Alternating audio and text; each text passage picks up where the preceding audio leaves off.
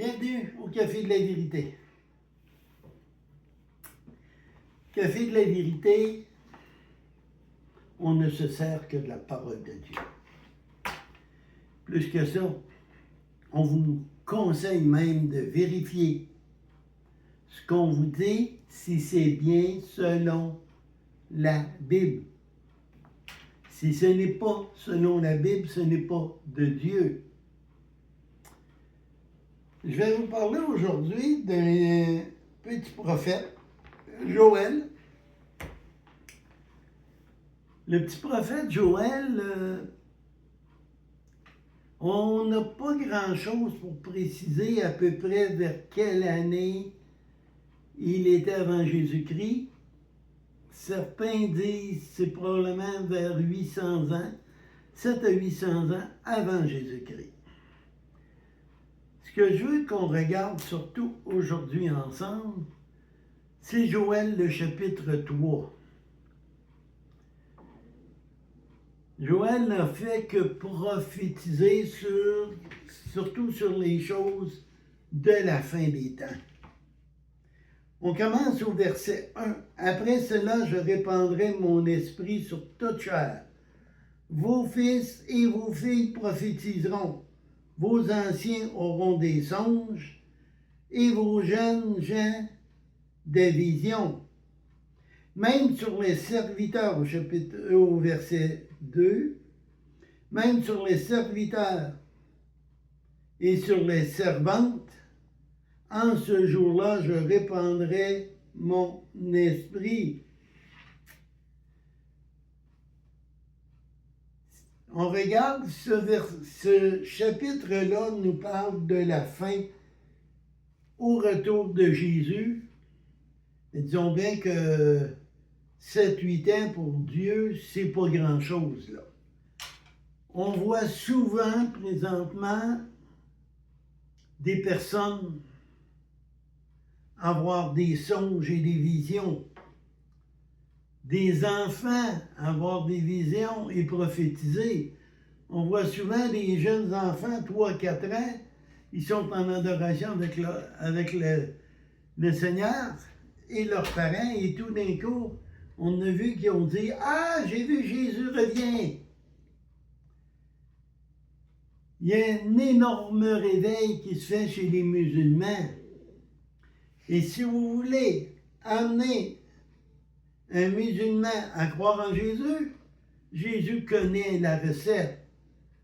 Pour un musulman, rêver à une chose, c'est Dieu qui leur parle. Alors tous les musulmans qui ont rêvé à Jésus se sont repentis. Peut-être pas le lendemain, mais ils se sont tous repentis. Donc, ils ont des visions.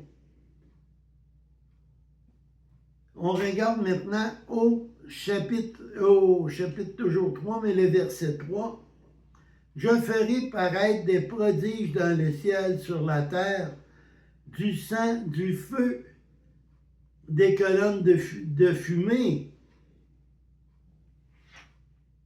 Qu'est-ce qu'on voit aujourd'hui? Augmentation des tremblements de terre. Pas juste en nombre, mais aussi en puissance. Il y a plusieurs volcans qui sont sur le bord de se réveiller. On a le feu en Californie. Je ne crois pas que ce feu-là est allumé par Dieu, là. Il est allumé par les hommes, mais Dieu, dans sa colère, à cause de ce qui se passe dans ce coin-là, a fait lever le vent qui a fait un feu beaucoup plus gros, probablement qu'eux voulaient. Et c'est pas fini. Il va en avoir de plus en plus. Soyons prêts. Au verset 4, « Le soleil changera en ténèbres et la lune en sang, avant l'arrivée du jour de l'Éternel, de ce jour grand et redoutable. » Je ne sais pas si vous avez remarqué, mais souvent la lune n'est plus jaune comme avant. Bien souvent, elle a des teintes de rougeâtre. Ça va venir plus. Quand il parle aussi de jour de ténèbres, plus que ça va, plus que ceux qui croient en Jésus font rire d'eux, plus que le péché est devenu normal, les changements de le mot que je ne peux pas dire. Si tu es contre aujourd'hui, c'est toi qui es malade.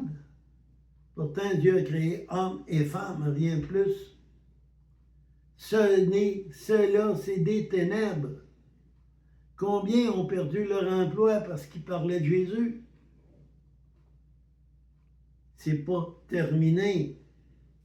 Au verset 5, alors quiconque invoquera le nom de l'Éternel sera délivré, car sur la montagne de Sion et à Jérusalem, il y aura des rescapés.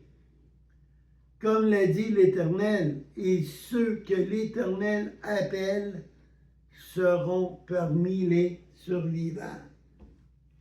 Vous savez, il va y avoir un enlèvement bientôt.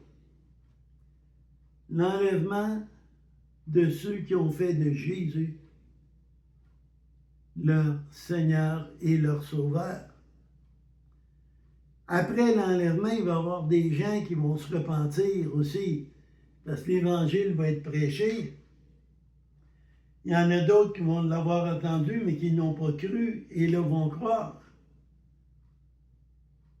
Il y a tout le peuple juif qui va se retourner et va reconnaître que c'est Jésus qui était le vrai Messie et non l'Antéchrist. On y va vers ces temps. Après, c'est le millénium. Après, c'est le repos pour 1000 ans. Après, c'est le psaume 23. Je ne le lirai pas aujourd'hui, mais allez le voir. L'Éternel est mon berger, je ne manquerai de rien. Ceci va se passer dans le millénium et après. Il y a une seule façon d'échapper à la colère de Dieu. Une seule. Jésus a dit, à moins que tu naisses de nouveau, tu ne verras point le royaume des cieux. Comment naître de nouveau? C'est simple. Ce qui est chair est chair, ce qui est de l'esprit est l'esprit. Reconnaissez que nous sommes pécheurs. Reconnaissez que Dieu nous a tellement aimés qu'il a envoyé son Fils, qui a pris une nature humaine, qui a été flagellé, couronné d'épines, transpercé, mort et ressuscité après 3 jours. Tout ça parce que moi, je suis pécheur et tu es pécheur. Fais-le, le temps presse. On voit des prophéties comme écrites ici dans Joël 3 se réaliser sous nos yeux. Attendez pas qu'il soit trop tard. Partagez, mettez un pouce en l'air, mettez vos commentaires. Et sur cela, que l'Éternel vous bénisse.